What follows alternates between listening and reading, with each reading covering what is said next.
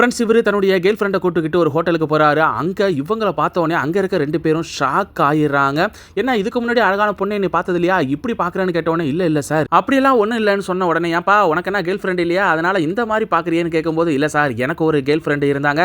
ஆனால் அந்த பொண்ணு என்னை விட்டுட்டு இன்னொருத்தன் கூட பழகிட்டு இருக்காங்கன்னு சொன்ன உடனே ஆமாப்பா சில பொண்ணுங்களே சரியில்லை எப்போ கேப்பு கிடைக்கிது எவன் கூட பழகலான்னு தான் தெரிஞ்சுக்கிட்டு இருக்காங்க. நாம தான் ஜாக்கிரதையாக இருக்கணும். சரி ஓகே சாவியை கொடு நான் போகிறேன்னு சொன்ன உடனே அவரும் சாவி எடுத்து கொடுத்துட்டு ரூமுக்கு போகலான்னு சொல்கிறாரு. அந்த பொண்ணு நீங்கள் முன்னாடி போயிட்டு இருங்க நான் பின்னாடி வரேன்னு சொன்ன உடனே சரி ஓகே நீ வான்னு சொல்லிட்டு அவரு போயிடாரு. இந்த பொண்ணு நீ ஒரு ஹோட்டல் ஓனருங்கிறத என்கிட்ட ஏன் சொல்லவே இல்லைன்னு கேட்குறாங்க. உடனே இவர் சொல்கிறாரு உண்மையை சொல்லாமல் இருந்ததால் தான் இப்போ நீ எப்படியாப்பட்ட பொண்ணுங்கிறத நான் தெரிஞ்சுக்கிட்டேன்னு சொல்கிறாரு. அது மட்டும் இல்லை அந்த பொண்ணு என்ன மன்னிச்சிரு நான் இதுக்கப்புறம் எந்த ஒரு தப்பு பண்ண மாட்டேன் நாம 2 பேரும் லவ் பண்ணலாம்னு சொல்லும்போது அதுக்கு சான்ஸே கிடையாது. ஒழுங்கா இங்கே இருந்து போயிடு இல்லைனா அவனை கூப்பிட்டு எல்லா உண்மையும் சொல்லிடுவேன். அவனுக்கு நாச்சு இதுக்கப்புறம் நீ உண்மையாருன்னு சொல்லி அனுப்புறாரு. அந்த பொண்ணு என்ன பண்ணுறதுன்னு தெரியாமல் அங்கேருந்து அழுதுகிட்டே கிளம்பி போயிடுறாங்க.